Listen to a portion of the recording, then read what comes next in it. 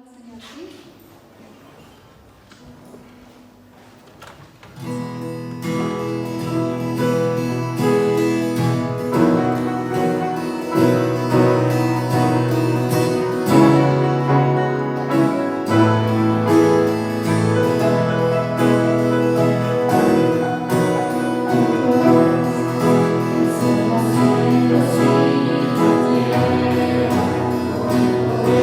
Jesús,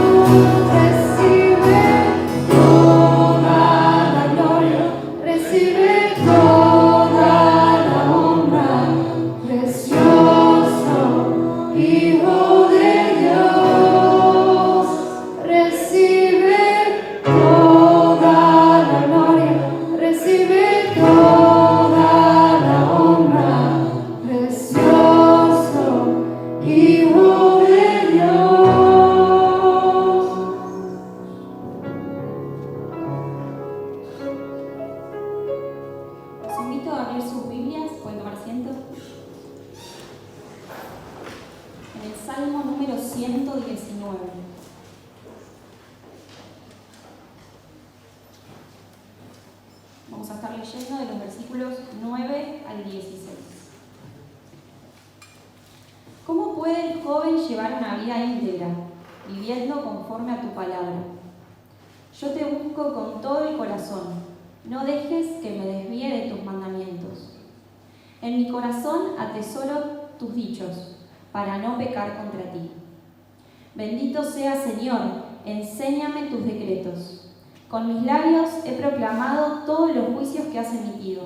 Me regocijo en el camino de tus estatutos, más que en todas las riquezas. En tus preceptos medito y pongo mis ojos en tus sendas. En tus decretos hallo mi deleite y jamás olvidaré tu palabra. Bueno, vamos a seguir cantando esta canción que se llama Mi Roca. Si quieren pueden estar sentadas para reflexionar la canción o si quieren estar de pie, como quieran ustedes.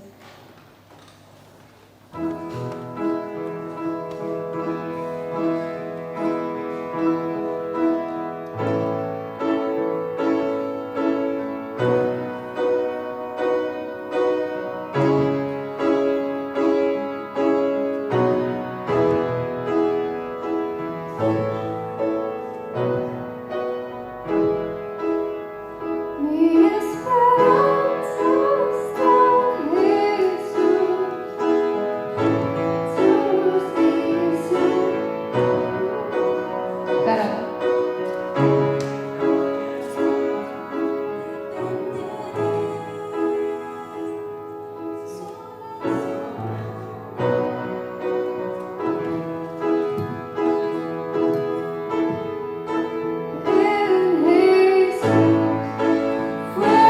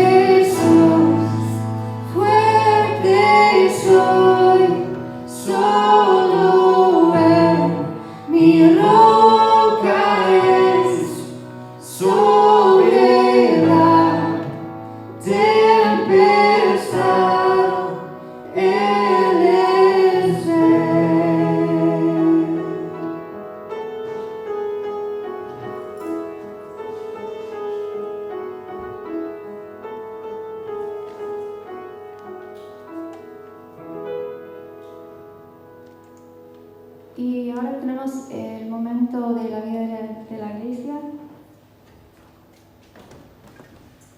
Muchas gracias, bienvenidos a la casa de Dios en esta mañana y me olvidé saludarlos. Buenos días, queridos hermanos, que Dios los bendiga. Queremos recordar en esta mañana que estamos caminando las celebraciones del centenario de la Iglesia, que empezaron el fin de semana pasado. La Iglesia cumplió, no ayer, sino el sábado pasado, el 18 de septiembre, 100 años.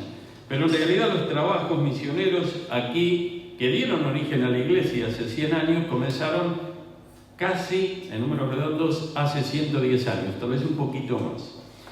Y como parte de todo esto tenemos varias cosas. En primer lugar, hoy es el Día Nacional de la Biblia. Ya hace varios años que esto fue promulgado a nivel oficial para que se separe el último domingo de septiembre, que en las iglesias evangélicas es recordado, es apartado, entre otras cosas, para incentivar, orar, reconocer y agradecer al Señor por el ministerio de su palabra. No solamente de las organizaciones, de las sociedades bíblicas que se encargan de difundir la palabra de Dios, sino también de cada iglesia, de cada creyente, porque sin la palabra de Dios, sin la Biblia, nosotros no estaríamos aquí. Sin Dios no somos nada, y la manera en que tenemos de conocer a Dios es a través de su palabra. La Biblia nos dice de que Dios se reveló, tomó la iniciativa para mostrarse a la raza humana. El hombre no hubiera podido sin la Biblia conocer a Dios. Si bien entendemos de que Dios se revela básicamente de dos maneras, su revelación general es la naturaleza. Todo lo que tiene que ver con la creación, desde lo muy pequeño en el microcosmos, pasando por las cosas que nosotros vemos todos los días, hasta lo que tiene que ver con el macrocosmos. Todo eso forma parte de la creación de Dios. Por eso dice el salmista en el Salmo 19, los cielos cuentan la gloria de Dios y el firmamento anuncia la obra de sus manos. Claro, para los antiguos sin visión aumentada, ustedes recuerdan que el primero que trabajó con algo para que se pudiera aumentar la visión fue Galileo, los que conocen algo de historia de la ciencia. Pero antes no había visión aumentada, así que los hombres miraban los cielos.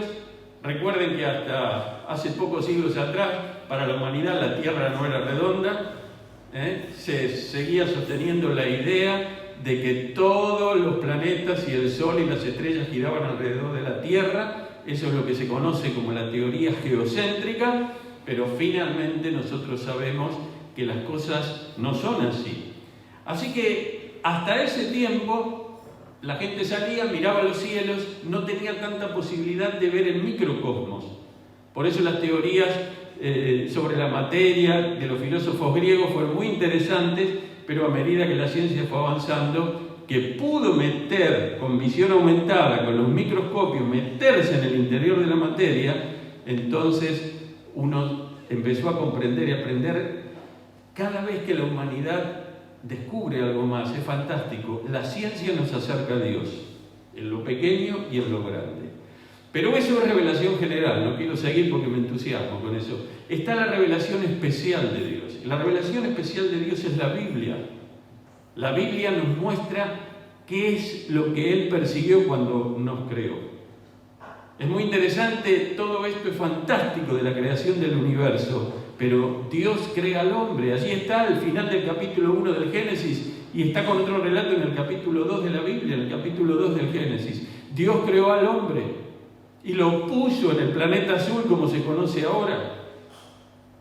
Lo puso aquí en la tierra y le dio algunas instrucciones y le dijo qué quería él.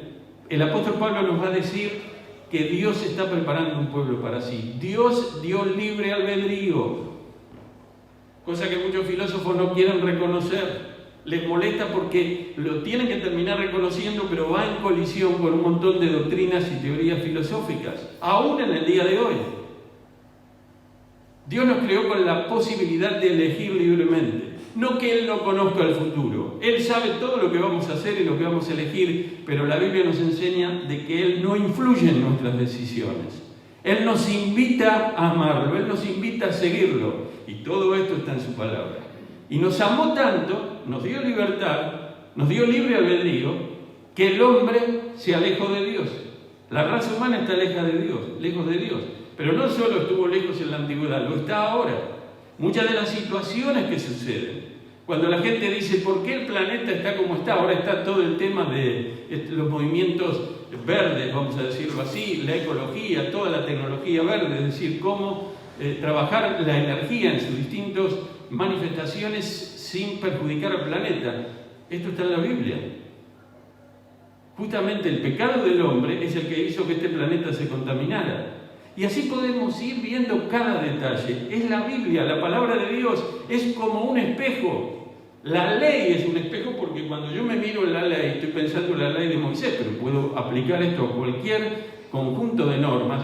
Me dicen si yo las estoy cumpliendo o no las estoy cumpliendo. Es decir, me miro y sé dónde estoy parado. Así es la Biblia es la ley de Dios, es la palabra de Dios, es un espejo. Pero es bienaventurado el hombre y la mujer que hayan delicia en la palabra de Dios. El mismo salmo que hoy fue leída, la segunda estrofa. Ese salmo tiene 22 estrofas, es el salmo más largo de la Biblia. Está milimétricamente escrito, es algo fantástico el salmo 119. Para los que les gustan las matemáticas, para los que les gusta la exactitud, el salmo por excelencia, el capítulo más largo de la Biblia, que habla acerca de la palabra de Dios, lo hace de una manera tremenda. La imprenta empieza con Gutenberg. Los antiguos no tenían imprenta. Se conoce lo que se llama la tradición oral. Se enseñaban de padres a hijos oralmente. El Salmo 119 es un salmo acróstico, por eso tiene 22 estrofas. Cada estrofa empieza con una letra del alfabeto hebreo, pero lo hace cronológicamente conforme se recita el alefato o el alfabeto hebreo. Pero es más interesante, cada estrofa tiene 8 versículos y cada versículo tiene 2 líneas. Esto está en el original hebreo y está en nuestras versiones, también en las versiones castellanas. Es algo que cada estrofa, como la que hoy fue leída, todos los versículos de esa estrofa, del 9 al 16, que son 8, empiezan con la letra Bet, porque es la segunda estrofa. La primera letra en el alfabeto hebreo es Aleph, la segunda es Bet. En hebreo todos empiezan con esa letra hebrea. Y todas tienen 2 renglones. Pero hay algo más interesante. ¿Por qué tiene 8 versículos? ¿Por qué las estrofas no tenían 3 versículos, 4? ¿Por qué no tenían 6? ¿Por qué no tenían 2? ¿Por qué no tenían 16? ¿O 17 o 15? ¿Por qué? Porque hay algo muy interesante. En hebreo, la palabra del número 7, lo que indica el número 7, significa plenitud. Cuando algo está completo.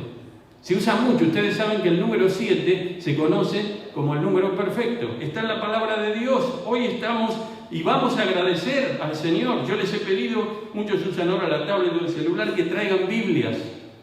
Alguien me dijo, traje mi primer Biblia hoy al culto. Les pedí que traigan las Biblias impresas, hoy temprano, los que pudieron leer los mensajes en el WhatsApp. Ahora, el número 7 establece plenitud. Se usa en la Biblia, en el libro de Apocalipsis hay un montón de ejemplos porque el número 7 aparece un montón de veces. Pero las estrofas tienen el número 8 porque la palabra que se usa para el número 8 en hebreo es más que plenitud. Es justamente 7 más 1, 8. Es más que plenitud. Tiene que ver con algo que ya es abundante, súper abundante. Esa es la idea. Y es interesante que el texto que habla de la palabra de Dios, el medio que Dios eligió para revelarse a nosotros, a los seres humanos, su palabra no solamente tiene lo que nosotros pensamos que necesitamos, tiene mucho más, mucho más. Y de ahí viene, dicen algunos eruditos, estudiando el tema de los números en la Biblia, por qué cada estrofa de este salmo, que está inspirado por el Espíritu de Dios y dedicado a la Biblia, tiene 8 versículos en cada estrofa. 176 versículos en general, con sinónimos de la Biblia. La ley de Dios, tus mandamientos, hay como 10 palabras que son sinónimos de lo que nosotros conocemos como la palabra de Dios. Somos privilegiados. ¿Cuántos de los que están aquí no saben leer? Pónganse de pie. Me tengo que sentar también. ¿Cuántos no saben leer? Nadie, ¿no es cierto? Y si fuera a buscar a los chicos que están allá, que están en el otro edificio, y tomo a los chicos que aún con pandemia están terminando los 6 años, 7 años,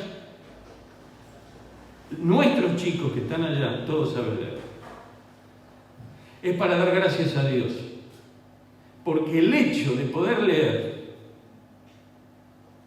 para nosotros que somos creyentes y que hemos confiado en Jesucristo, nos hace dar doblemente gracias a Dios, porque la palabra fue escrita, pero nosotros podemos leerla. ¿Por qué se imprimió la Biblia? ¿Ustedes saben cuál fue el primer libro que se imprimió en la imprenta de Gutenberg? El primer libro de la historia que fue impreso fue la Biblia. La Biblia en el idioma alemán, la traducción de Lutero. Porque hasta ese entonces la Biblia no estaba en los lenguajes vernáculos, es decir, estaba en latín, la conocían un grupo muy pequeño de personas, que eran los que dominaban ese idioma, generalmente eran sacerdotes o personas muy instruidas.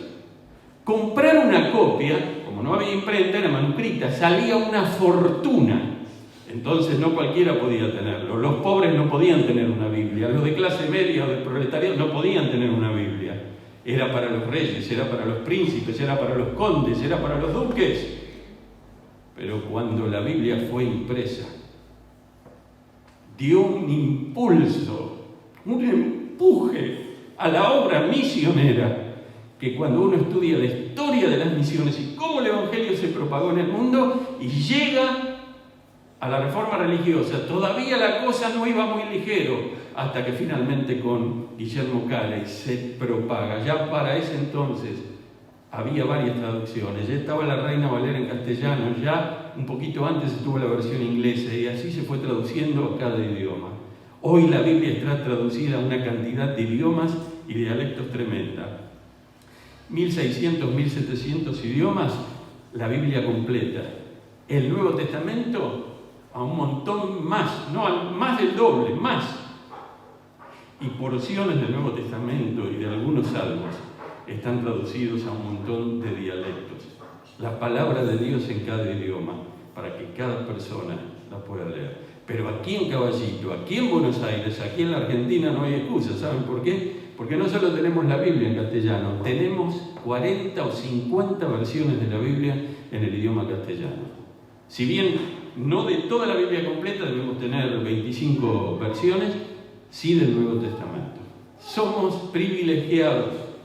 Tenemos a nuestra mano la palabra de Dios. Y antes de orar, ¿ustedes creen que todo esto fue gratis? No hablo de dinero, hablo de vidas. Casiodoro de Reina fue perseguido, Lutero fue perseguido. Cada uno de los que tuvo que ver con la palabra, con las traducciones y con llevarla y difundirla, fueron perseguidos. ¿Saben por qué? Porque la estrategia del enemigo de la iglesia, la estrategia diabólica, una de las cosas que no se quiere es que la palabra de Dios corra, pero no lo pueden impedir. Apresan a los traductores, apresan a los predicadores, apresan a los misioneros, le cortan la cabeza a este o a esta, pero la palabra de Dios, como decía el apóstol Pablo, corre. Pero tenemos que seguir orando para que la palabra de Dios se difunda. Pablo pedía eso, desde la cárcel en Roma. Oren, yo estoy aquí, pero oren para que la palabra de Dios se difunda, para que la palabra de Dios corra. ¿Saben cuál es la única solución para la Argentina? ¿Cuál es la única solución para el mundo? Nuestro país está en una crisis. Yo tengo 62 años, vivimos de crisis en crisis.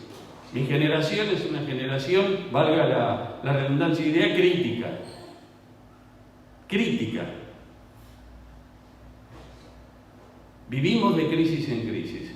¿Saben dónde está la solución? La solución no está ni en la política ni en la educación. No digo que no hay que hacer política, no digo que no hay que educar. Los cristianos damos muchos recursos, hemos fundado muchas escuelas en todo el mundo, universidades. Pero recuerden ustedes que los que tiraron las Torres Gemelas eran mucho más preparados, con mucho más títulos que todos los que estamos acá sentados. La educación no cambia el corazón. La palabra de Dios limpia la vida. ¿Con qué limpiará? Hoy se comenzó. ¿Con qué limpiará el joven su camino? Decía el salmista en el Salmo 119, versículo 9. Con guardar tu palabra. La palabra de Dios nos guía. El Salmo 119, si no me falla la memoria, el versículo 105. Lámpara es a mis pies tu palabra y lumbrera mi camino. La Biblia me indica, me ayuda a caminar por donde tengo que caminar. La ley del Señor es la que nos fija los límites.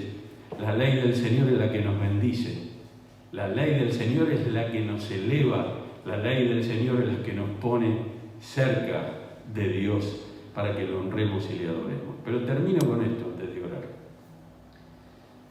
El Salmo 1 dice: bienaventurado el varón que no anduvo en consejo de malos, ni estuvo en camino de pecadores, ni en silla de escarnecedores se ha sentado. Antes, en la ley del Señor está su delicia, y en ella medita de día y de noche. Yo te pregunto, no hace falta que me contestes, es una pregunta retórica. ¿La palabra de Dios es tu delicia? ¿Leíste la palabra de Dios alguna vez? Yo te animo a hacerlo. Si no tenés Biblia en tu casa, nosotros podemos regalarte un Nuevo Testamento. Y te sugerimos que empieces a leer el Evangelio de Juan. ¿Leíste la palabra alguna vez? No, pero yo fui a una escuela religiosa. No, pero vos leíste la palabra. ¿Te confrontaste con Dios? ¿Viste lo que Él tiene para decirte? Esa es la el primer escalón. Luego, para los que conocemos la palabra, la pregunta es: ¿la palabra es mi delicia? O como decía Discépolo, la tengo junto al calefón o al termotanque, vaya a saber a dónde. ¿Qué significa la palabra de Dios para mí?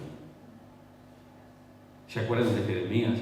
¿Cómo halló él el rollo cuando lo comió? Dulce.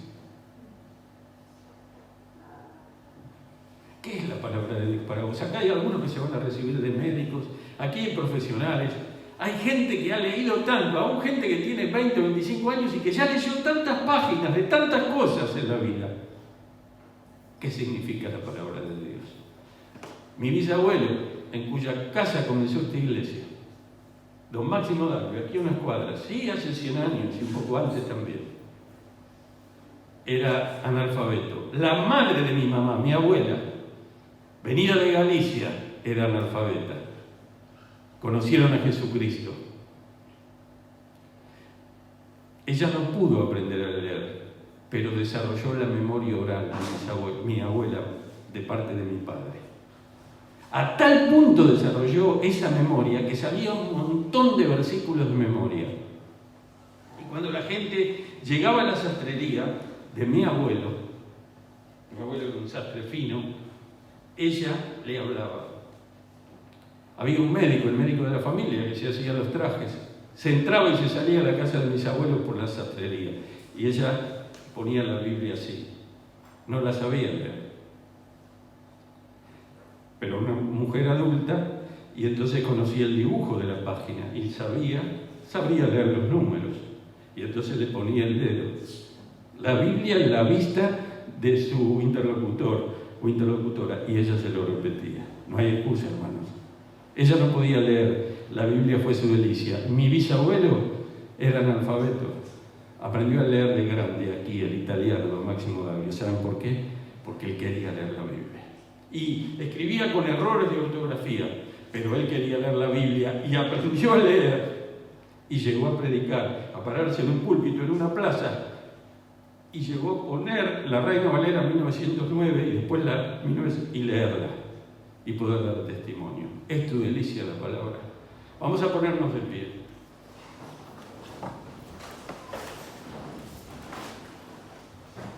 Podríamos cantar, repasé el otro día en el culto de oración, repasé varios himnos, miércoles que pasó, que tenemos en nuestro himnario y en nuestros himnarios. Tengo un montón de himnos de distintas denominaciones de un montón de décadas atrás. Hay himnos para la Biblia, hoy hay pocos. Un hermano recordaba una canción de Marcos Witt, hoy no hay mucho, que nos haga recordar qué significa la palabra de Dios para nosotros. ¿Cuántos tienen la Biblia en papel? Deben tener muchas más en su casa. A ver, levanten los que trajeron la Biblia en papel. Pónganla así, la Biblia. Pongan la Biblia. La palabra de Dios. Bájenla porque si no se van a cansar.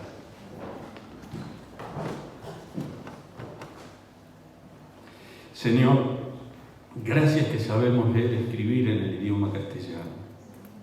Gracias porque tenemos una Biblia y muchas Biblias en nuestra casa, en nuestras manos, en nuestros celulares, en nuestras tablets. Gracias porque aún hoy en castellano tu palabra está en la web y tenemos acceso libre, gratuito a ella. Señor, gracias por lo que esta palabra significa, la palabra que nos habla de Jesucristo, que nos dice cuánto nos has amado, Señor, que nos dice que has venido a este mundo a morir en la cruz del Calvario por nuestros pecados, para que podamos, Señor, ser perdonados, podamos ser limpiados y podamos recuperar nuestra amistad contigo. Señor, gracias porque la Biblia es un libro de esperanza. Gracias porque es un libro que ha cambiado la faz de las naciones que han obedecido esta escritura o las sagradas escrituras.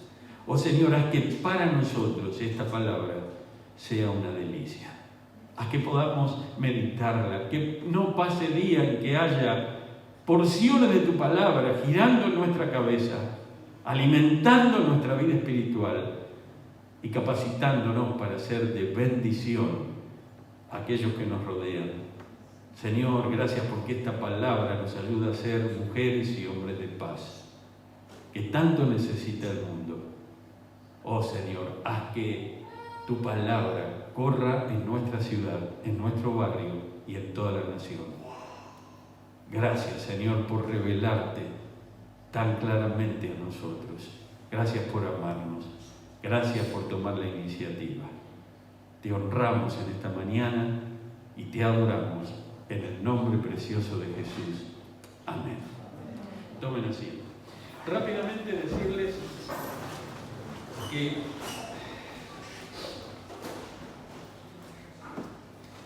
el sábado próximo estamos procurando trabajar sobre una de las etapas o de los estadios de este centenario, y es con el primer retiro. El primer retiro que nosotros tenemos va a ser un retiro de discipulado para todos aquellos, algunos ya casi lo tenían completo, para todos aquellos hermanos que van a ingresar a la iglesia. Pero puede que hoy entre nosotros haya personas que quieran ingresar a la iglesia, aquellos que han confiado en Jesucristo, aquellos que desean pedir el bautismo.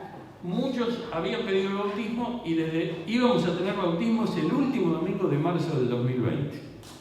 Y se fue posdatando, pues ya estamos en tiempo de hacer esos bautismos, así que estamos afinando algunos detalles. ¿Cuándo va a ser este retiro? Este retiro, el primer retiro va a ser el sábado que viene. ¿Alguien me dice el número de sábado? 2 de octubre a las 9 horas en la Casa de Amistad. Ahí nos va a esperar un desayuno.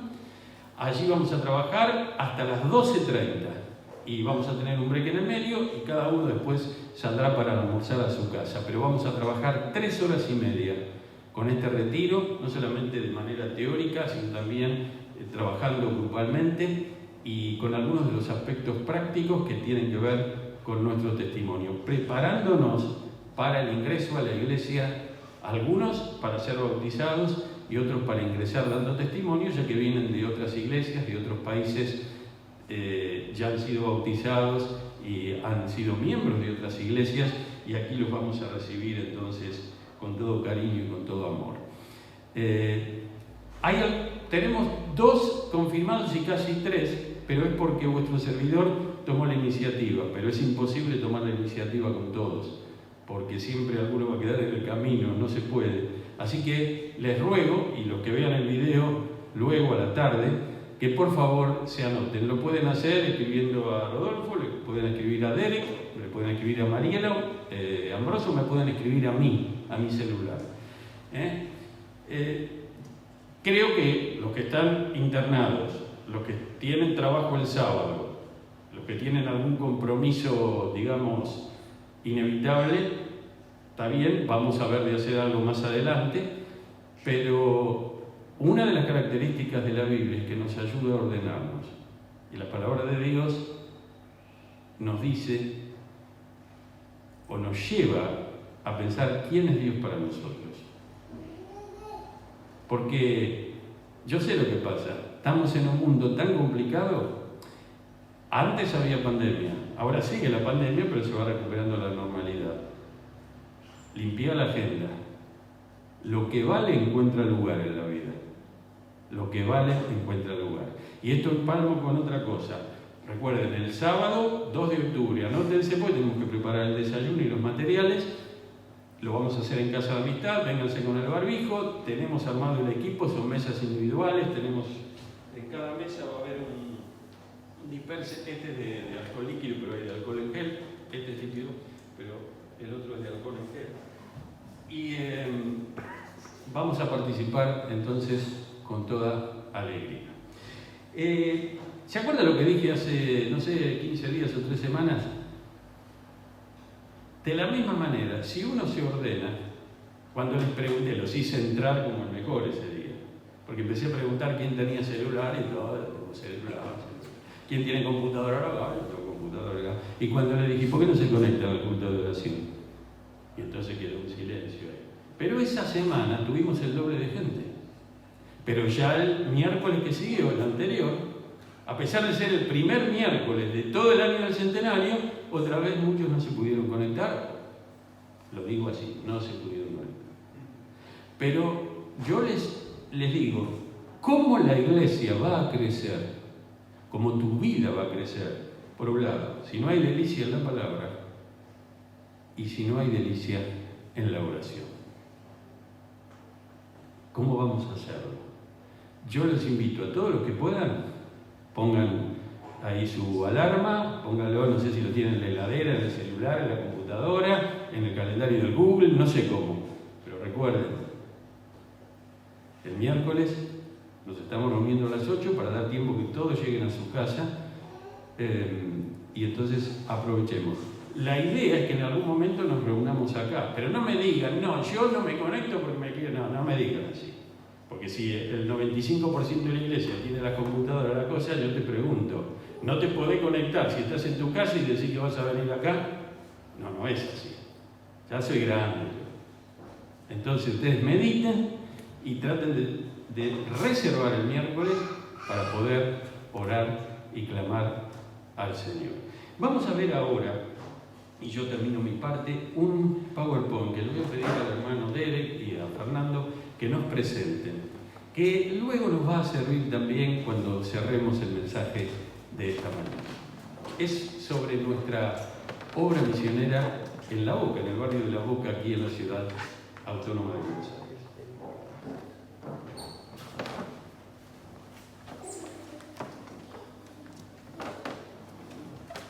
Hola hermanos, ¿cómo están? Me pongo aquí para mencionar un par de cosas acerca de la obra de La Boca. Sí, está allí. Iba a ver si estaba, pero está allí. Estamos en un momento de evaluar y ver cómo podemos seguir adelante con la obra en el barrio de La Boca. ¿Cuántos de ustedes han estado en La Boca, en el barrio de La Boca en algún momento? ¿Algunos de ustedes? Bueno, barrios que nunca han estado, no están lejos, es una parte interesante de la ciudad, muchos colores y una parte muy turística y después una parte no tan turística también. Tiene variedad, es una parte vieja de la ciudad, tiene más de 100 años, tal vez Fernando podría decirnos más, él es de La Boca, vive en La Boca, sus padres viven allí. Pero bueno, es un espacio en la ciudad donde estamos trabajando. Hace 8 años, más o menos, que arrancó una obra allí. Ha sido un desafío y estamos en un momento de evaluación y tenemos este PowerPoint para ayudarnos a pensar y presentar un poco de cómo estamos y qué queremos hacer. Entonces, bueno, la primera cosa es qué es la meta allí en la obra misionera de la Boca. La meta es que hay una iglesia saludable enfocado en el barrio de la Boca, enfocado en la Gran Comisión, enfocado en la palabra, enfocado en cómo podemos seguir adelante, cómo podemos crecer y impactar el barrio. La Gran Comisión significa que se debe multiplicarse, enfocado en hacer discípulos, evangelismo, crecimiento, obedecer a la palabra y cosas así, ¿no? Entonces es la meta.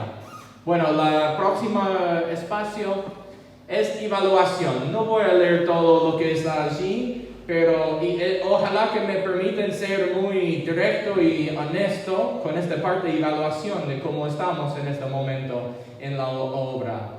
Ha sido un desafío. La obra no tiene edificio, entonces antes de la pandemia nos íbamos juntándonos en casas. Bueno, en pandemia no era permitido más estar en casas y es un desafío de pensar qué es la iglesia. Bueno, no es un edificio, todos sabemos esto, somos nosotros la iglesia, pero igual ha sido difícil. Entonces, bueno, una evaluación es que la existencia del grupo bajó durante la pandemia. Hubo varias razones, no me meto en los detalles. Si quieres saber más detalles, vamos a dar un resumen breve. Habla con Fernando o yo y podemos dar más detalles, ¿no? Bueno, estamos en un punto crítico de necesitar crecer y implementar nuevos cambios. Si me permiten dar un ejemplo,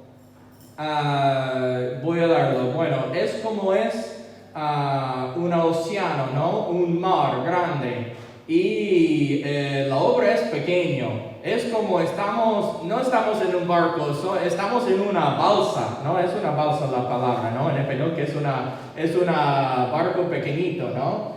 Bueno, y parece que durante la pandemia la balsa, no sé si era de madera, se fue yendo a algunos pedazos de madera.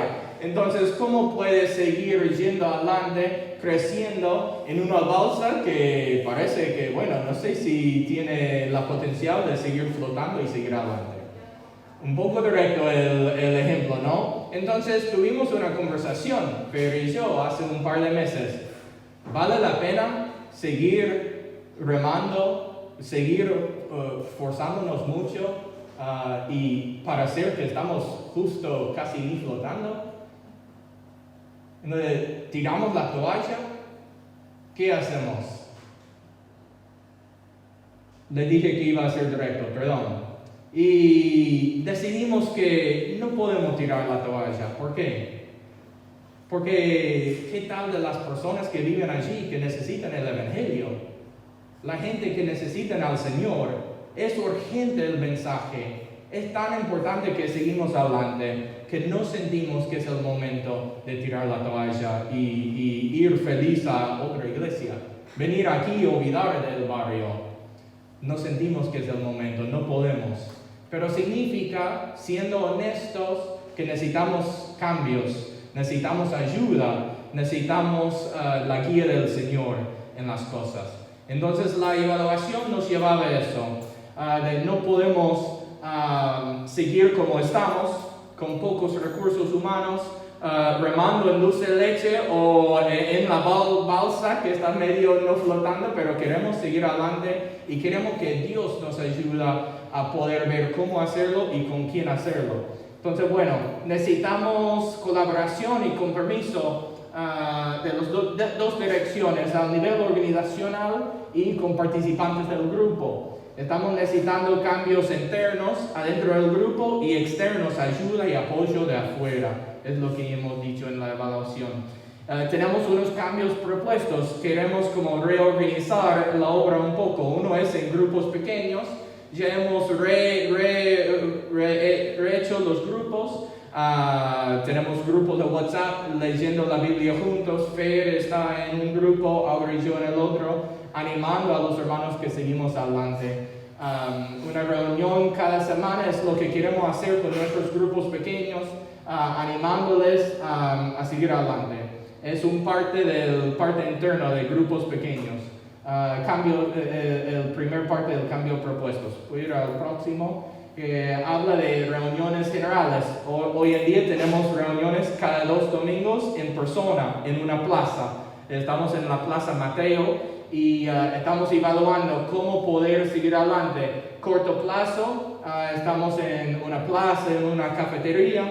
Mediano plazo, nos gustaría tener un espacio alquilado un par de horas a la semana, si Dios nos permite crecer. Y largo plazo, un edificio alquilado o comprado, si Dios quiere. Entonces estamos queriendo reunirnos en reuniones generales que tenemos cada 2 semanas. Después, eventos especiales que estamos queriendo tener, la frecuencia y detalles por definir, porque sentimos que estamos reorganizándonos, reiniciando algunas cosas y estamos en el momento de ir definiendo cómo seguir adelante.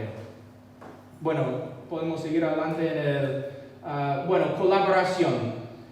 Pedimos apoyo de oración, primeramente, de los miembros de la Iglesia Madre y otras iglesias.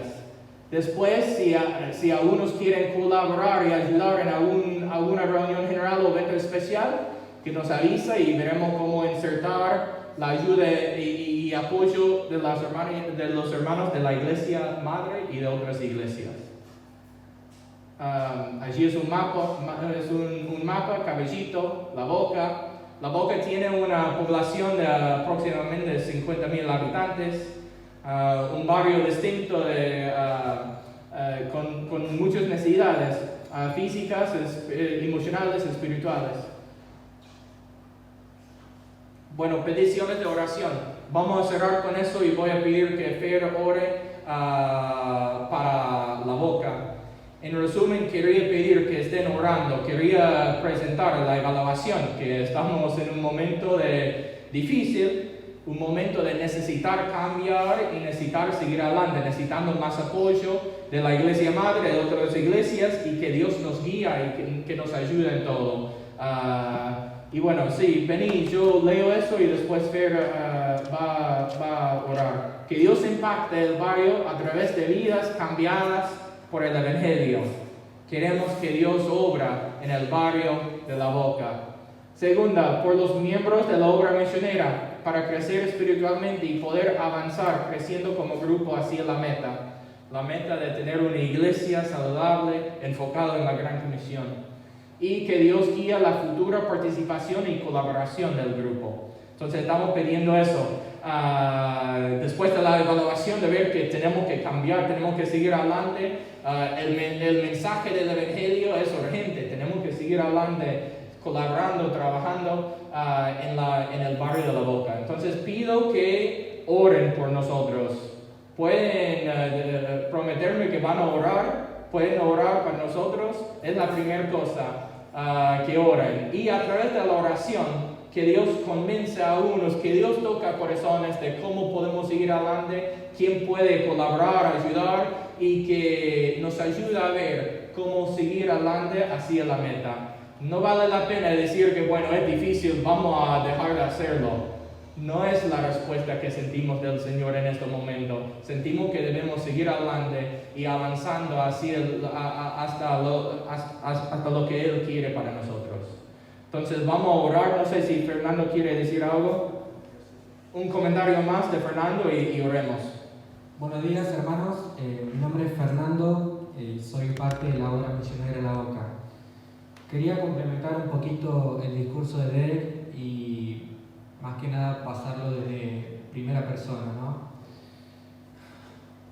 La verdad que la obra misionera La Boca tuvo esos altibajos, como todas iglesias, ¿no? Siempre por ahí pasamos un momento de crisis, un momento quizás de bienestar, y la pandemia, no quiero ponerla como excusa la pandemia, pero fue un golpe al ver que los hermanos estaban yendo a otras iglesias, que hubo problemas internos también.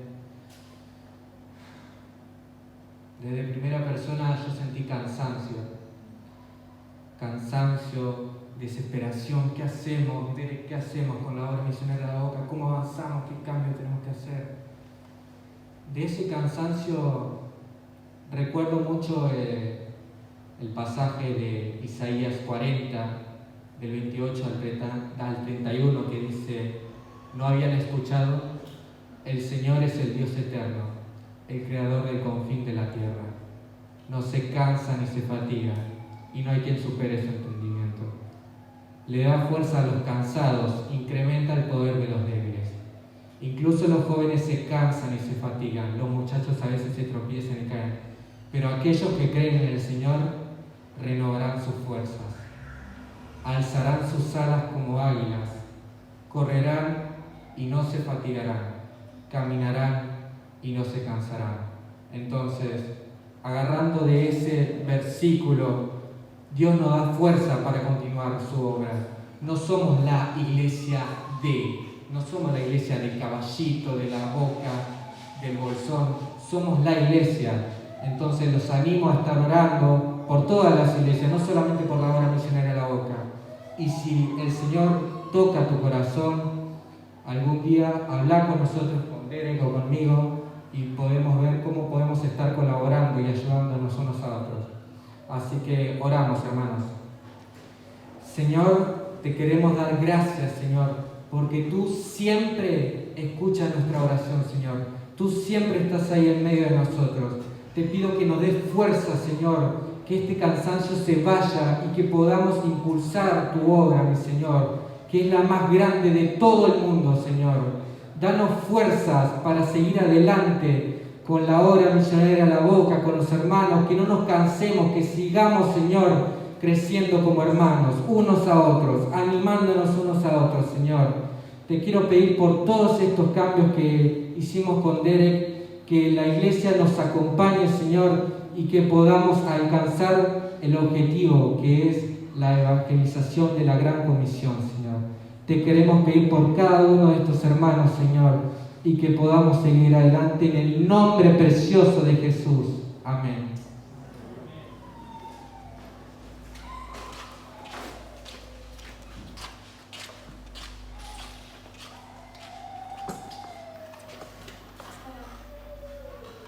Hola, bueno, te pido que los que estén encargados de las ofrendas puedan pasar, por favor.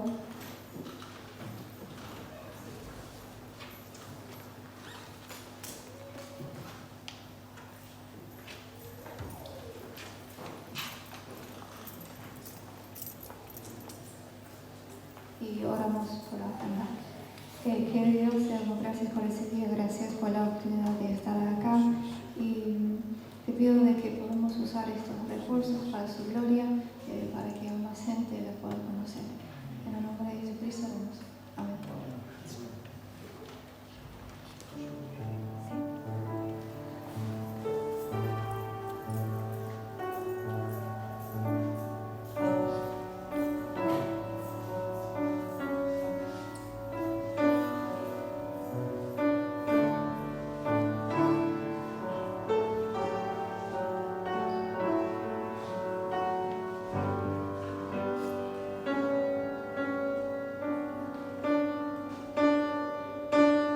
Quiero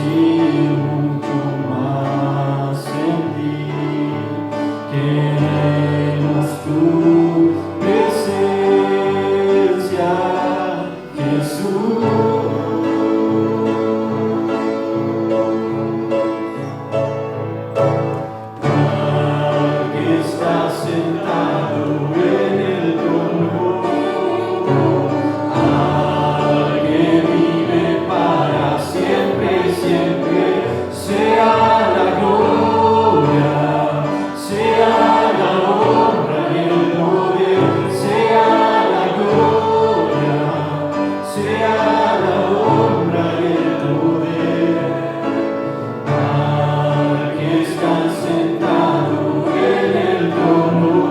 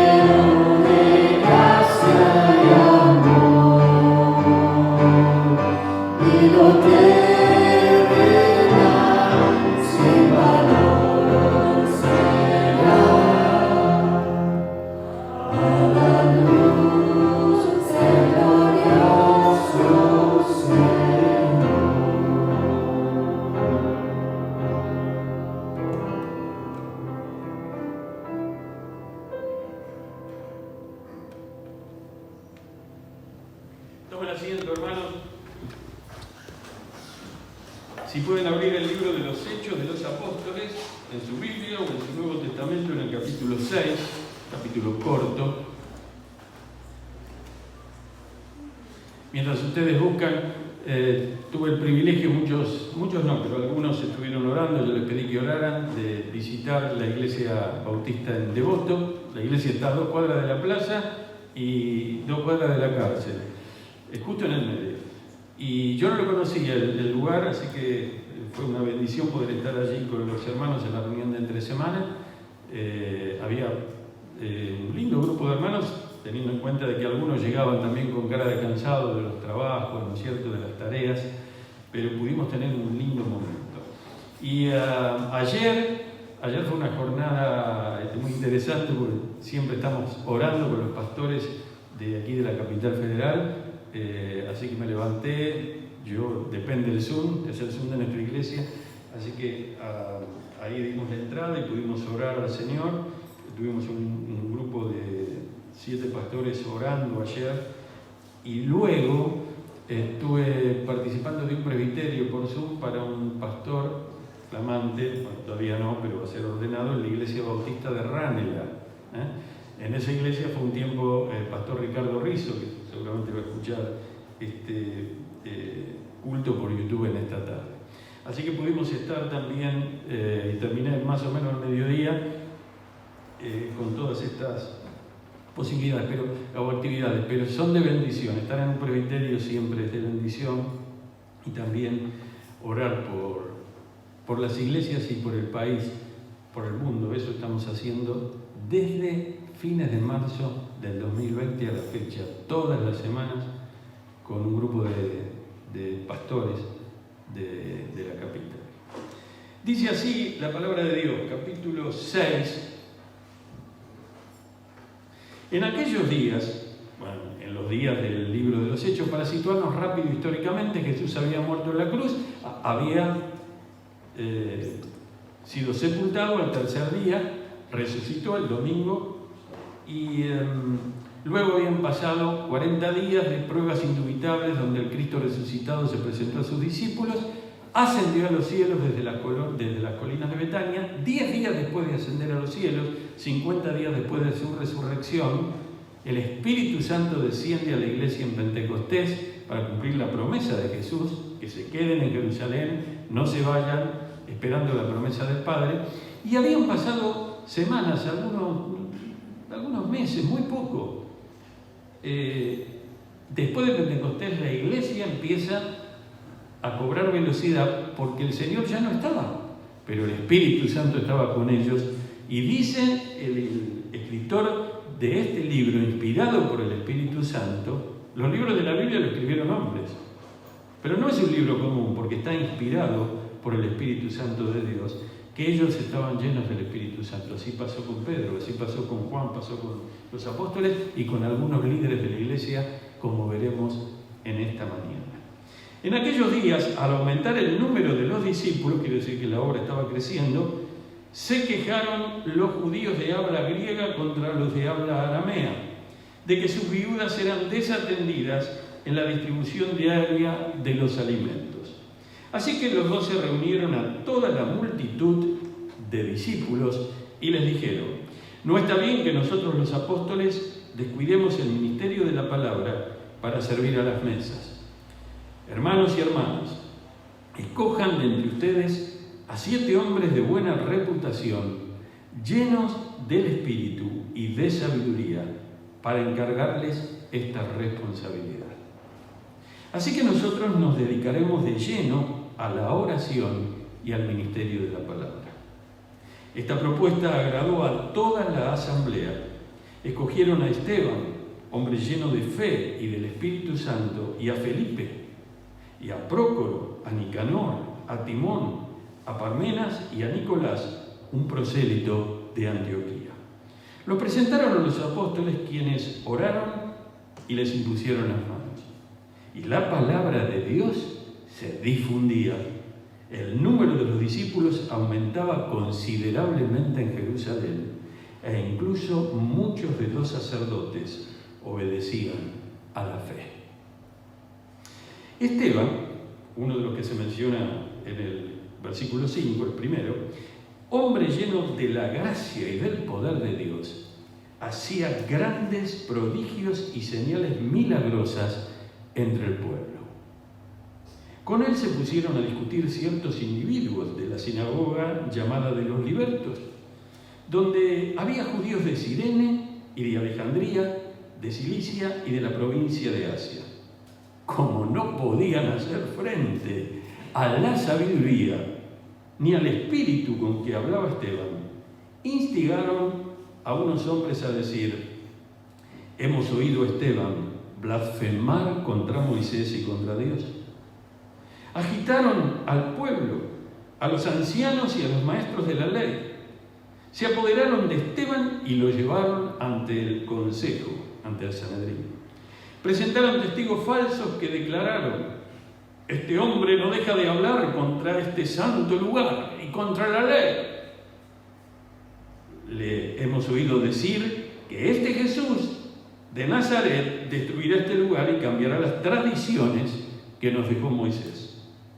Todos los que estaban sentados en el consejo fijaron la mirada en Esteban y vieron que su rostro se parecía al de un ángel. Rápidamente quiero avanzar porque hoy sí que tengo que acortar, pero espero ser sintético para terminar con el mensaje de esta mañana.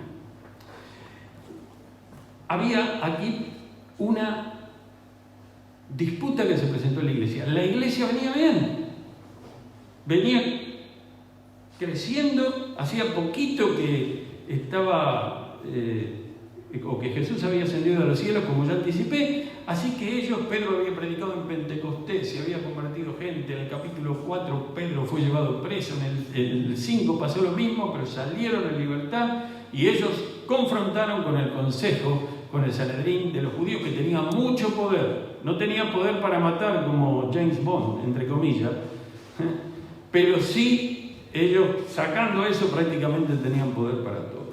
Así que mientras todo eso sucede, aparece algo aquí. Primero aparece un problema en el capítulo 5, con una familia que quiso hacerle creer a la iglesia lo que no era. Que ellos habían vendido una propiedad y que ellos, de esa propiedad, el 100% de la venta lo trajeron como ofrenda a la iglesia de Jerusalén. La iglesia no había pedido eso, la iglesia no había dado órdenes ni los apóstoles que eso se hiciera. Pero algunos, viendo que había hermanos muy pobres, vendieron sus propiedades y las ofrendaron. Podrían haber traído la mitad y decir, vendí una propiedad y una parte la queremos ofrendar. No hubiera pasado nada. Pero ellos hicieron creer que habían ofrendado todo y se guardaron del precio de lo vendido. Y eso trajo un problema, porque la mentira no puede estar dentro de la iglesia. La iglesia está conformada por todos aquellos hermanos y hermanas que han confiado en Jesucristo, cuyos pecados han sido perdonados porque han confiado en lo que Él hizo en la cruz del Calvario. Yo te invito en esta mañana que vos pienses en esto. Por algo usted o vos están aquí en esta mañana. Es el amor de Dios puesto de manifiesto.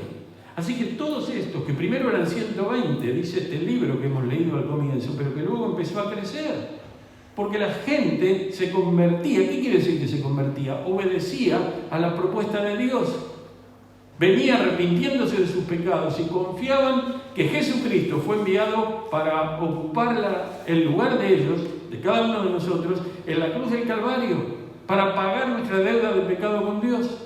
La iglesia crecía. En un contexto hostil, había persecución. Los colmillos y la baba le salían a los líderes del Sanedrín como a los lobos hambrientos. Pero la iglesia estaba creciendo. Fue algo tremendo lo de Ananías y Zafira, porque el Señor, ¿qué hizo con ellos? Se presenta el apóstol Pedro y le dice primero al hombre, después a la mujer: ¿por qué hiciste lo que hiciste? Cayó muerto, y después vino la esposa a las 3 horas que no sabía lo que había pasado con el marido y pasó lo mismo. Pero ahora estamos en el capítulo y hay una discusión. Todos eran judíos, unos eran helenistas, hablaban griego, tenían más contacto con la cultura griega, y otros hablaban arameo. El arameo no se hablaba en el Antiguo Testamento. Esto comienza, es la lengua justamente que se hablaba en el tiempo de Jesús, pero estos eran los judíos hebreos, el arameo se hablaba allí en la Palestina. Si hubiera más tiempo podríamos pensar cómo se llegó a hablar el arameo, pero lo cierto es que representaban, era una iglesia que ya, a pesar de ser de la misma etnia judía, tenía matices. Cuando aparecen matices culturales o subculturas en los grupos, en las iglesias, generalmente hasta que eso se acomoda, hay cimbronazos y hay dificultades.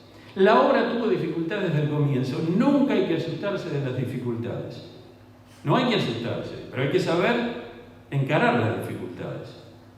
Como ustedes escucharon en esta mañana, yo le pedí a Derek y a Fernando, ellos venían trabajando, hagan un informe, prepárenlo, hagan un PowerPoint. Porque si esto queda en mi escritorio, en un papel, no sirve de mucho. La iglesia tiene que saber dónde estamos, porque si una persona sabe, se interesa y ora. Dice el dicho, que no está en la Biblia, pero que es sabio: ojos que no ven, corazón que no siente. Entonces, una manera, aquí no trajimos fotos, pero trajimos un mapa y trajimos dos personas que expresaron no solamente una descripción y un plan, sino que uno de ellos expresó lo que estaba en su corazón. Ahora, siempre hay dificultades en las obras. Es interesante lo que sucedió aquí. La iglesia no había jubilación, así que cuando las personas se ponían grandes, había que ayudarlas. Parece ser que la iglesia tenía un programa de asistencia social para viudas. Pero resulta que dentro de estas viudas había viudas de la facción helenista, es decir, de la griega, y también de la facción más tradicional, judía, o si ustedes quieren aramea o hebrea. Así que se distribuían diariamente los alimentos. Yo quiero que piensen que la iglesia estaba ocupada de esto, porque cada vez que hoy nosotros tenemos jubilación, tenemos gobierno, pero cada vez que los gobiernos no llegan a atender las necesidades de los pueblos, la iglesia, no solo en la Argentina, en todo el mundo, se ha ocupado todas las expresiones de la iglesia cristiana. Fíjense, dentro de la historia de las misiones en la Iglesia Católica, cuánto han hecho los conventos, los edificios en diferentes lugares del mundo que ayudaban a leer y escribir a la gente, a algunos se les daba de comer, etcétera, etcétera, etcétera. Lo mismo ha pasado con nuestras iglesias. Ahora, les repartían, pero ¿dónde viene el problema? Fíjense, el ser humano es tremendo. Empezaron a mirar, ¿cómo? Esta es judía o de la rama de los hebreos, le dan la canasta, esta le dan más harina, esta se la da más linda los víveres a esta. A nosotros, y empezaron a mirar y empezó a ver. Ahora, seguramente que algo pasaba. No sabemos si se hizo a propósito, acá no lo dice la palabra, si no se hizo, también no se hizo a propósito, pero algo pasó. Entonces, ¿qué hicieron los apóstoles? Reunieron a toda la multitud. ¿Quién era la multitud? No era la gente del barrio, era la iglesia, que ya era una multitud, porque había crecido. Y les dijeron lo que pasaba. Y entonces les dijeron, no está bien que nosotros dejemos el ministerio de la palabra. ¿Qué quiere decir ministerio de la palabra? Lo que yo estoy haciendo ahora es parte del ministerio de la palabra, pero no es que el ministerio de la palabra a mí me lleva 50, 40, 30 minutos cuando yo vengo y predico. Para predicar, decía un gran hombre de Dios, John Stott, un erudito de la palabra de Dios, uno de los biblistas más grandes del siglo XX, que por cada minuto en el púlpito él necesitaba 60 minutos en el gabinete, especialmente cuando tenía menos experiencia. Ayer ordenamos un pastor. Ahora, si vos te la vas a tomar a la chacota y vas a predicar siempre lo mismo, y vas a tratar 5 temas y siempre vas a dar vueltas sobre lo mismo, o vas a trabajar superficialmente los textos sin estrujarlos para que salga el jugo de la palabra de Dios y bendiga a la iglesia, entonces estamos en el horno. Tengan en cuenta que la palabra de Dios se simboliza en la Escritura como el alimento. ¿Ustedes saben lo que pasa cuando una persona está desnutrida? Está desnutrida porque está mal alimentada. Nosotros estamos teniendo, digamos, problemas otra vez de un porcentaje grande de gente Dejemos los indicadores, porque los indicadores a veces se falsean, depende cómo vos armes la fórmula, dejás arriba 1 millón de gente o la dejas abajo, pero cuando uno no está bien alimentado se nota. Yo tuve oportunidad de estar en la obra misionera en África. Estuve en varios lugares de África, pero en el lugar más pobre, les puedo asegurar, tengo las fotos, yo las he pasado, pero sería bueno que en algún momento las repitiera, para que ustedes vean lo que es un chico, una criatura desnutrida.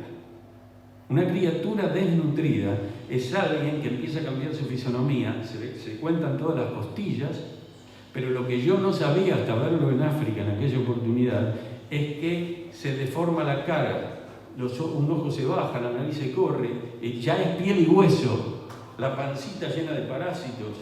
No, es algo tremendo. Ahora, ellos no estaban en este nivel, pero tenían que atender a las personas mayores. El Imperio Romano no se iba a ocupar de ellos, el Sanedrín no se iba a ocupar de ellos, y se ocupaban los creyentes.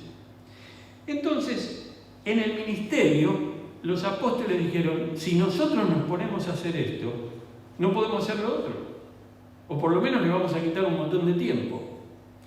Bueno, hoy pasa lo mismo.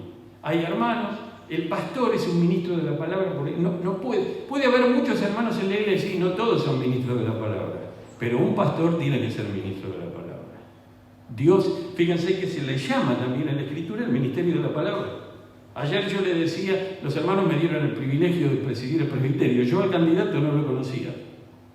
Y entonces yo les decía que no solamente estamos ordenados, a veces decimos en la ordenación al ministerio pastoral y está bien, pero también es lícito decir la ordenación al ministerio de la palabra, que conlleva el ministerio pastoral. Porque ¿qué hacía el pastor de ovejas?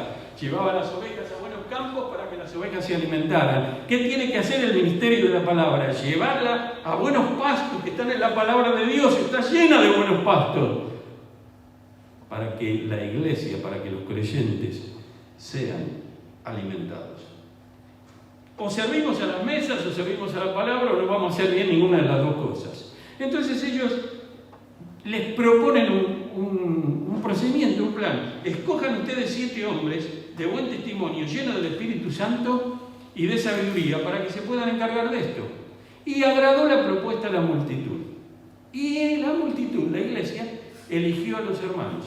Quiero que presten atención. Mire, cuando el Espíritu Santo guía una iglesia, todo se facilita. ¿Hay dificultades? Siempre va a haber dificultades. En la familia, un hombre y una mujer que se aman, que conforman un matrimonio que se ama profundamente, en algún momento, en algún tema van a tener alguna dificultad, alguna chispita va a saltar.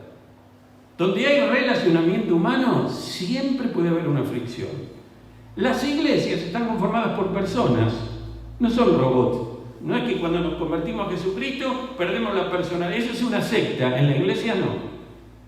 Nosotros seguimos con nuestra personalidad, con nuestra forma de ser, pero sometida al Señor. Así que ellos dijeron, si ustedes nos permiten dedicarnos a la oración y al ministerio de la palabra, ¿cuál es el problema de un pastor? Yo ya tengo varios años en el ministerio. El hermano que ordenamos ayer era también un time maker, tiene su trabajo, tiene su esposa y tiene 2 hijos, uno de 12 y un hijo, un muchacho de 14 y una señorita, digamos, una señorita de 12 años. ¿Dónde está el tema? Hay que medir bien los tiempos, porque todo no se puede. Hay que darle lugar a la familia, al matrimonio, a la iglesia. Justamente la señora de un pastor, no tiene por qué ser pastora, tiene que saber de antemano lo que le toca, porque a veces no es que la señora del pastor tiene o no tiene que hacer en la iglesia, el hecho de que tiene que compartir a su marido de una manera que no le sucede a otros hermanos en la iglesia. ¿Compartir en qué sentido? El tiempo. Un pastor es 24 horas pastor. A vos te llama alguien a las 11 de la noche con un problema, si bien no es común, pero uno lo tiene que asistir. Ahora, ¿qué pasa? Te volvés loco, porque ser pastor de una iglesia chica a veces es complicado, porque te llaman y te dice, hay que pintar la pared. El otro te dice, pastor, ¿qué hacemos con el budín del sábado? El otro, entonces llega un momento que si los hermanos, si no hay grupos de hermanos que se ocupen de las distintas tareas, se resiente el ministerio de la palabra. Y se resiente el ministerio de oración del pastor porque no tenés tiempo, porque cuando querés ponerte a orar te dormís, porque no das más. Entonces, para que eso no suceda, yo me acuerdo cuando comenzó la pandemia, les dije a los diáconos, yo estoy dispuesto, cuando se dio permiso para empezar, a abrir el templo, pero yo no me ocupo ni de abrir, ni de cerrar, ni de ponerle alcohol en las manos a nadie. No porque no lo haya hecho. Yo hice de todo en la obra del Señor. Pinté, limpié los inodoros, hice instalaciones, todo lo que ustedes se pueden imaginar y lo que no se pueden imaginar. Visité hospitales, gente en las casas, todo lo que ustedes se pueden, lo agradable y lo desagradable, entre comillas, humanamente hablando. Pero en la iglesia, no solo el pastor, cada uno tiene que hacer. Viene un hermano que quiere hacer 10 cosas, no entendiste nada, hermano. A ver, ¿cuál es? ¿A dónde te guió el Señor? ¿Qué dones te dio? ¿Qué capacidad? Hacé eso y hacelo bien. Podrás hacer 2 cosas. Bueno, Esteban hacía 2. Vamos a verlas enseguida. La propuesta fue interesante porque ellos eligen 7 hombres llenos del Espíritu Santo y de sabiduría, y los 7 nombres son griegos. Porque justamente la disputa, el reclamo vino de la facción griega. Pero los 7 no lo eligió la facción griega, lo eligió toda la iglesia, donde estaban los griegos y los hebreos. Y Dios los guió. Los apóstoles no dijeron, elijan 7 hombres llenos del Espíritu Santo y de sabiduría, pero que sean todos griegos. No lo dijeron, pero la iglesia los eligió así. Así que los apóstoles finalmente oraron, sí oraron, y les impusieron las manos, es decir, los dedicaron, los consagraron al ministerio, porque ellos también estaban de acuerdo con la multitud, con los nombres que se habían elegido. Y entonces, una vez que esto sucede, termina el párrafo del versículo 7 y dice, la palabra se difundía. Venía difundiéndose, pero al producirse una cuestión interna se resiente el ministerio de la palabra. Y el ministerio de la palabra es la predicación, es la enseñanza, es vivir. Si vos, por ejemplo, llegás a un culto, trabajaste de doble turno el sábado y venís al culto, y la verdad que es loable, pero es muy probable que por más dinámico que sea el culto y la predicación, y le ponemos 10 baterías que suenen como lo mejor, en algún momento vas a cabecear. Y no es de los mayores, cabecean los de 20, los de 30, los de cabecea. Porque no das más, estás fundido. ¿Dios no quiere a nadie fundido? Dios quiere que la gente se esfuerce, obviamente, y Dios quiere, aún en medio de adversidades, a una iglesia que sabe buscar las soluciones, confiando en el Señor, y a una iglesia gozosa. Así que la palabra se difundía y los discípulos aumentaban, es decir, se convertía más gente al Señor. Y muchos sacerdotes obedecían a la fe. ¿Sabe lo que quiere decir esto? Los sacerdotes, cuando comenzó esto hace unas semanas atrás, desde el Pentecostés, eran contrarios. El judío le costó mucho comprender que Jesucristo era el Mesías y entregarle la vida. Y cuanto más sabían del Antiguo Testamento, a veces era peor. Pero cuando el Espíritu los tocaba, era mejor, porque ellos conocían como nadie la palabra y decían, sí, esta profecía habla de Jesús. Esta parte del Antiguo Testamento habla de Jesús. Esto es lo que se prometió. Él es el Mesías. Y entonces los sacerdotes obedecían a Jesucristo y pasaban a formar parte de la iglesia. Los sacerdotes judíos. ¿Sí? Bien. Predicaban a Jesucristo y hacían tarea de alimento. Los apóstoles alimentaban con la palabra. Los predicadores, los pastores. No está la palabra de diáconos en el texto. A veces las sociedades bíblicas, algunos que ponen elección de los 7 diáconos, pero en Hechos 6, la palabra, en todo el relato de los 15 versículos, no aparece la palabra de diáconos. Pero se sobreentiende que son colaboradores, que son servidores. ¿Qué hacían estos 7? También alimentaban al pueblo. Lo alimentaban físicamente. ¿Cómo le vas a enseñar la palabra a un chico que tiene hambre, que está desnutrido? Lo tenés que nutrir. ¿Cómo se decía cuando yo era chico? ¿Qué le vas a dar? ¿Un tratado? ¿Un evangelio? ¿De comer el evangelio? Lo tenés que nutrir, lo tenés que... Generalmente cuando están desnutridos también están sucios. En África las infecciones de la piel es impresionante porque no se lavan y cuando consiguen agua, el agua está contaminada. Entonces, la iglesia tenía un ministerio social, ¿no? Pero me voy a detener un poquito más ahora al terminar este párrafo. Acá aparece Esteban. Ahora se pone la lupa, hasta ahí estaban los 7, pero ahora aparece Esteban. Aparte de lo que se decía, lleno del Espíritu Santo y de sabiduría, versículo 8 dice, Esteban estaba lleno de gracia y lleno del poder de Dios. Sí, dice eso. ¿Porque ustedes creen que yo me equivoqué? Fíjense, porque a lo mejor creen que me equivoqué, porque dicen, no, pastor, para poner un mantel y darle unos tallarines y dárselo a la gente, no necesitamos todo eso. ¿Qué sé yo? Agarremos al último miembro de la iglesia y si lo hace, lo hace. No, querido, no estamos entendiendo nada.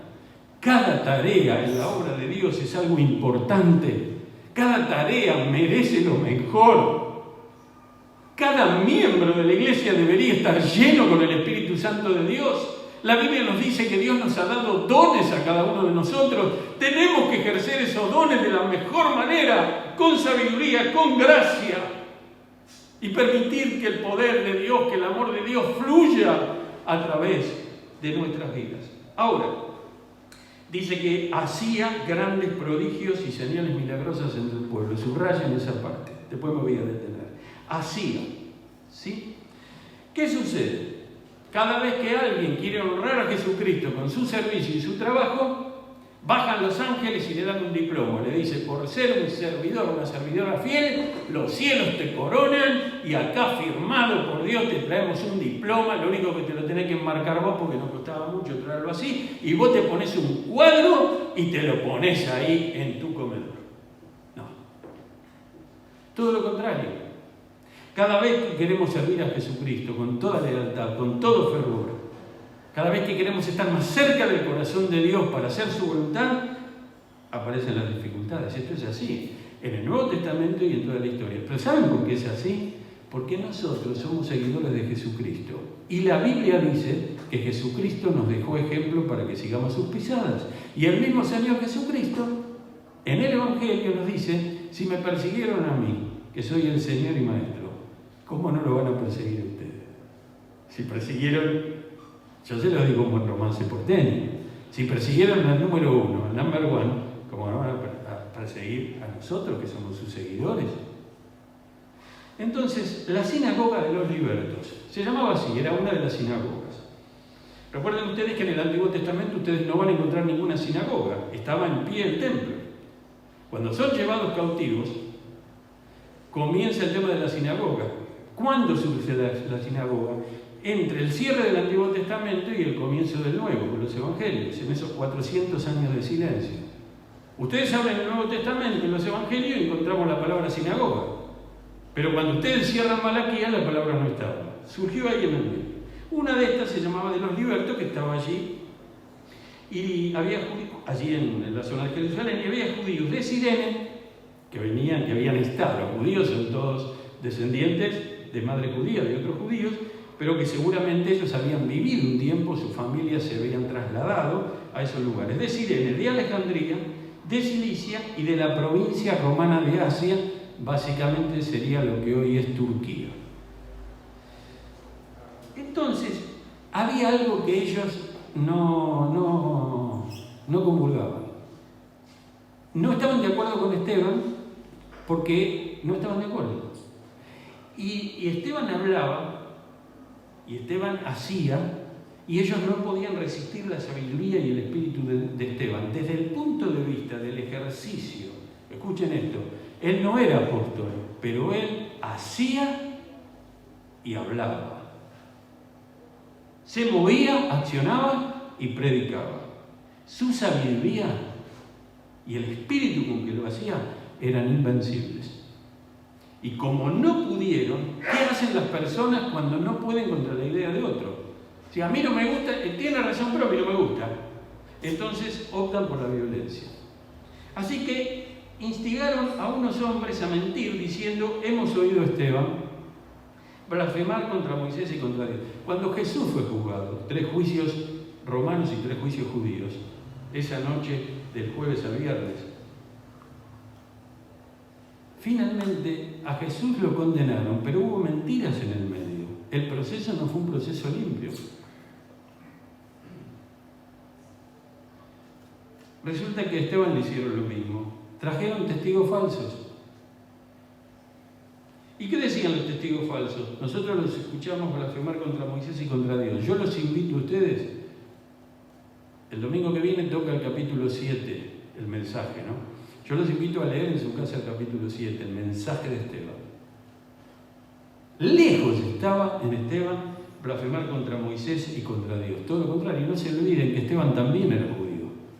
Y ¿cómo conocía la palabra Esteban?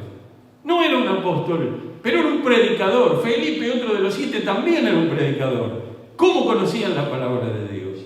¿Cómo conocían la historia? ¿Cómo conocían los propósitos de Dios?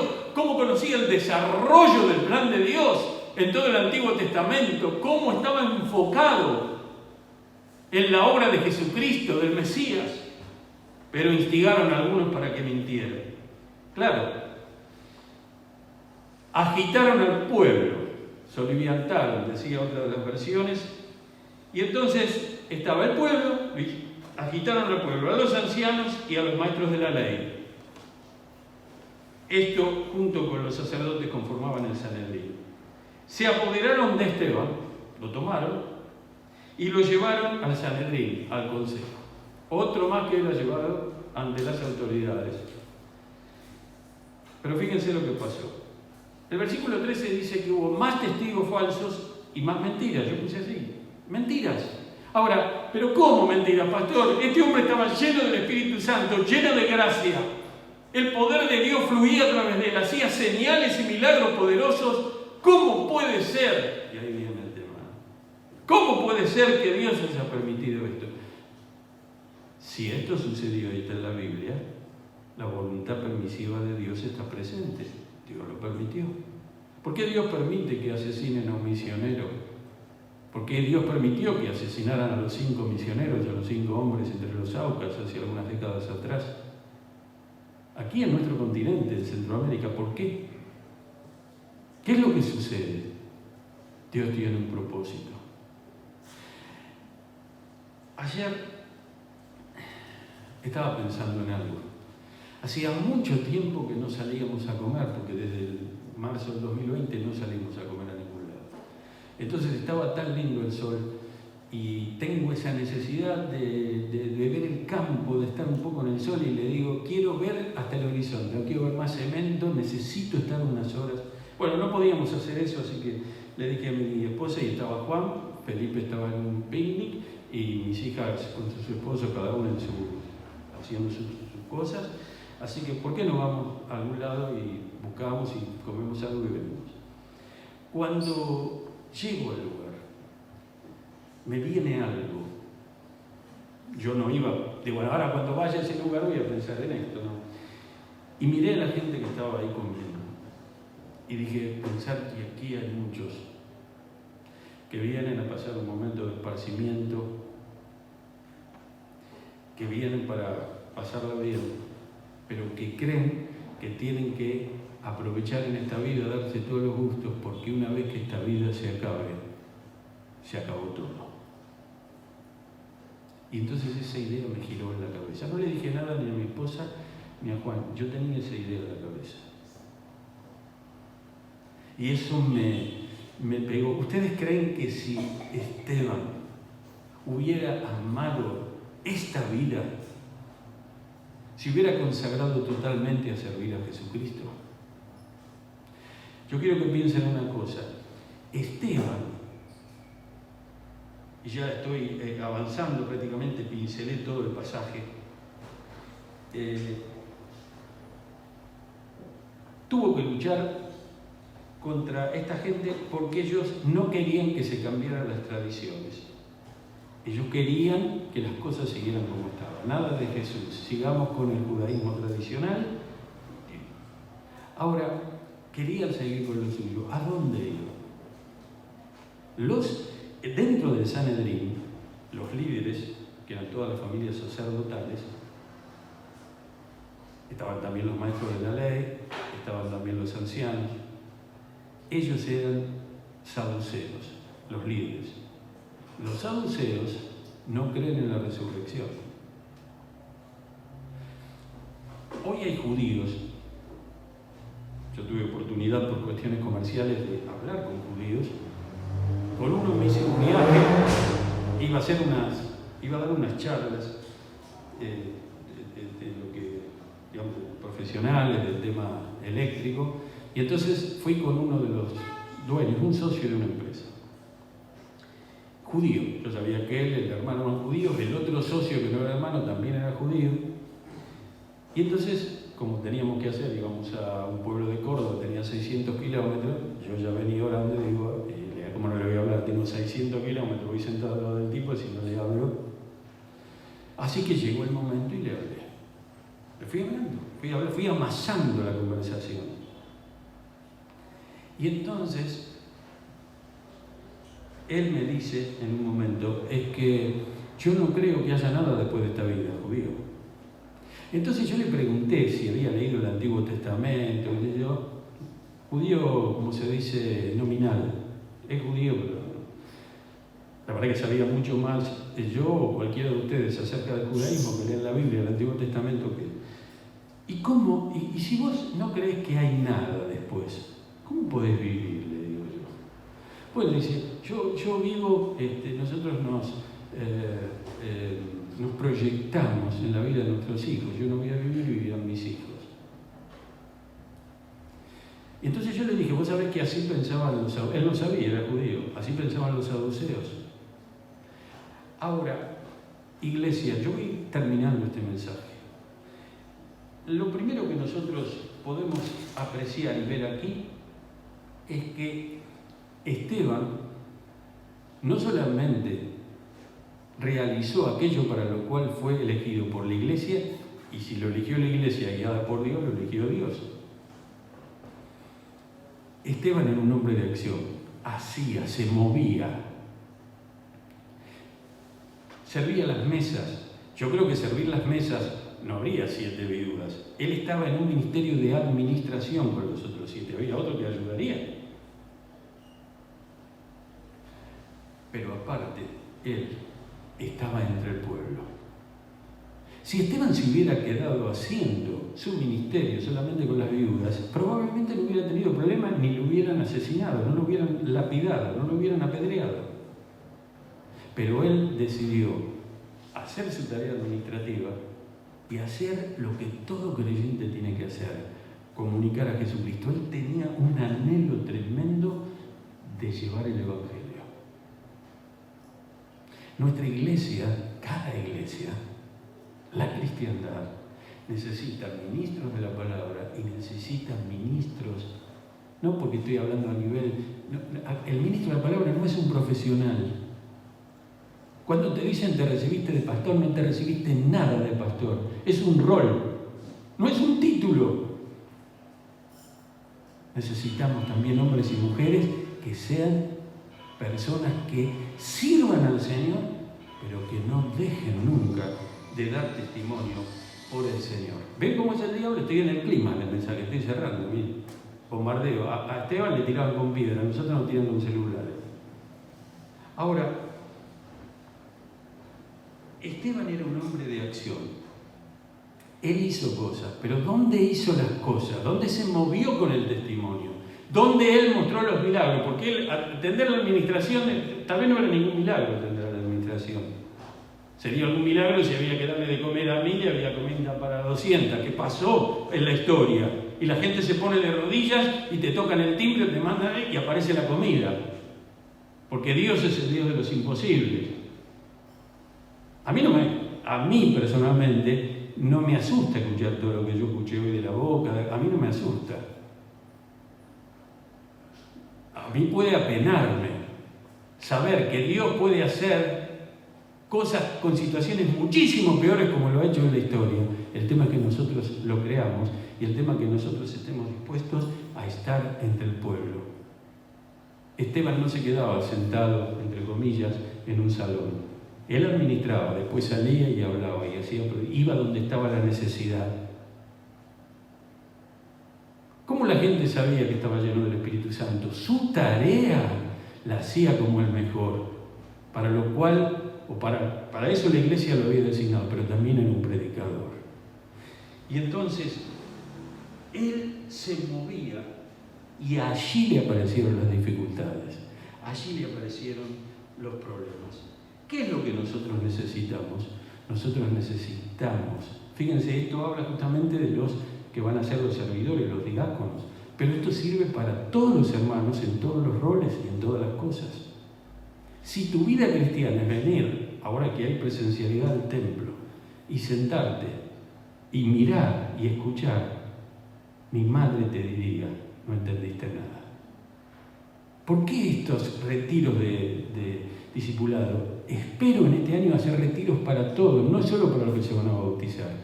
Hay cosas que no están bien. ¿Por qué? Porque Jesús dijo, por sus frutos los conoceréis. Y hay tantos dones y tanta gente preciosa en esta comunidad. No están todos aquí, faltan un montón. Calculo que escucharán hoy a la tarde el culto. Pero hay tanta gente con tantas capacidades, con tantos dones, con tantas posibilidades. Es un privilegio. Y cuando uno está haciendo lo que tiene que hacer, es bendecido y vive feliz. Vive feliz. Cuando vos ayudaste a alguien, cuando vos llevaste a alguien a Jesucristo, cuando fuiste a un hospital a atender a alguien y le pusiste la cuchara con la comida porque no se la puede llevar solo a la boca, cuando vos estás con un anciano, cuando estás ayudando a una criatura, con esto, con aquello, cuando estás ayudando a un chico que no la pega con una materia o con otra, cuando estás dando de tu vida, de todo lo que el Señor te dio, uno feliz.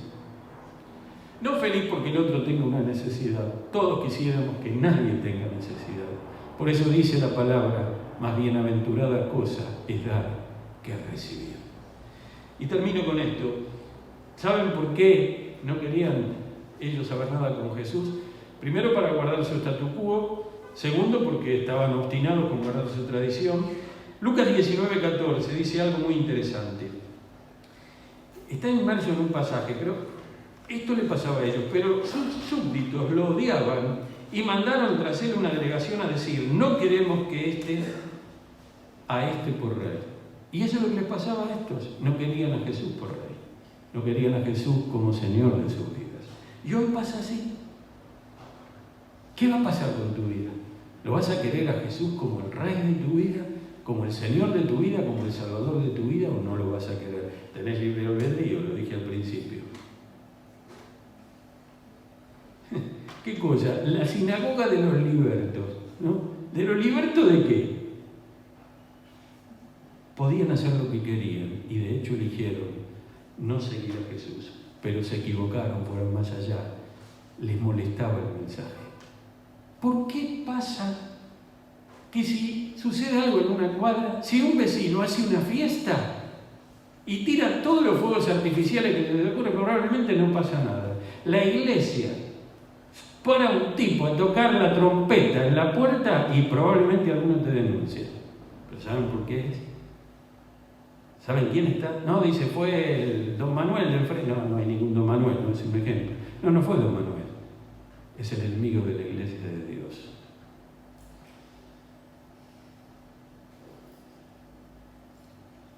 Es muy importante lo que hace, lo que cada uno hace. Y el diablo va a tratar de desalentarnos. El diablo va a tratar de desalentarnos. Estoy terminando. Esto ha sido algo tremendo en la obra de Dios, en toda la historia del cristianismo. El apóstol Pablo en Colosenses 3:23 dice, hagan lo que hagan, trabajen de buena gana, como para el Señor y no como para nadie en este mundo. Háganlo como para el Señor y no para los hombres. Háganlo para Él. Pero si, pastor, cuando yo limpio el baño nadie me ve, Dios te ve. El Señor te ve. Pero, pastor, fui al hospital y tenía que... Pero si nadie me ve, Dios te ve. Dios te ve. ¿Cómo preparaste el culto? Yo te canché, le hice así, puse que Dios te ve. Necesitamos hombres y mujeres llenas del Espíritu Santo. Es fácil hablar, ¿eh? A todos nos gusta, ¿saben lo que nos gusta? Nos gusta todo lo que rodea los portentos de la llenura del Espíritu. Pero muchas de las bendiciones de estar lleno del Espíritu suceden en lo secreto entre nosotros y Dios. No hace falta andar haciendo propaganda de lo que hacemos o dejamos de hacer. Que la gente lo mire. Dios y nosotros sabemos que nuestra conciencia nos ayude a vivir felices. Y la iglesia, el barrio, las familias serán bendecidas. A Esteban lo eligieron para hacer una tarea. La tarea era administrativa, pero no reemplazaba lo que Esteban tenía que hacer entre la gente, en la calle, entre el pueblo. Él tenía un deseo incontenible de hablar de Jesucristo y de llevar el Evangelio. Él tenía una sólida comprensión de la palabra de Dios. Él dominaba la palabra y tenía el deseo de que todos conocieran de ella. Él, como dice el Salmo 119, versículos 158 y 159, se afligía cuando alguien, ¿qué hacía? Cuando alguien deshonraba al Señor. Fíjense lo que dice 159 y 158, 158 y 159 del Salmo 119. Miro a estos renegados y me dan náuseas, porque no cumplen tus palabras. Oh Señor, mira Señor, cuánto amo tus preceptos, conforme a tu gran amor, dame vida. ¿Te aflige esto? ¿Te preocupa que el mundo esté deshonrando a Jesucristo? ¿Te mueve? ¿Hay algo que te quema? ¿Cómo le pasó a Jeremías? ¿O te da lo mismo?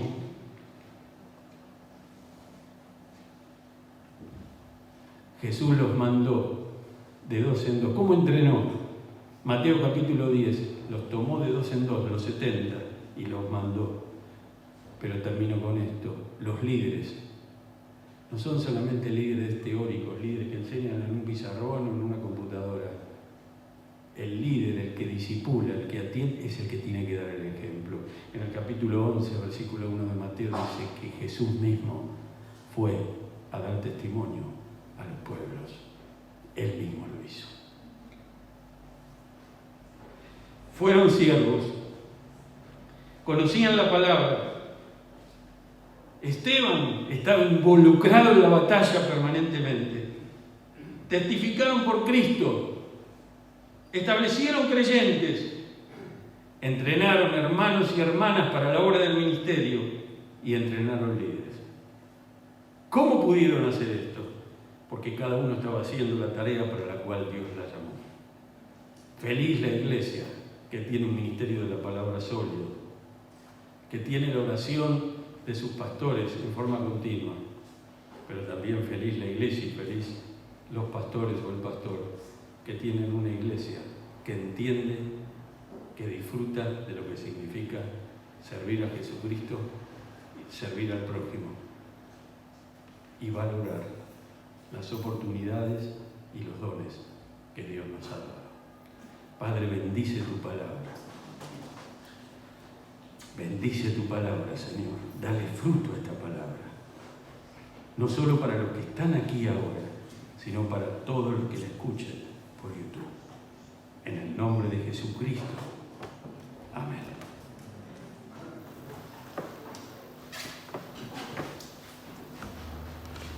Y vamos a hacer una canción más.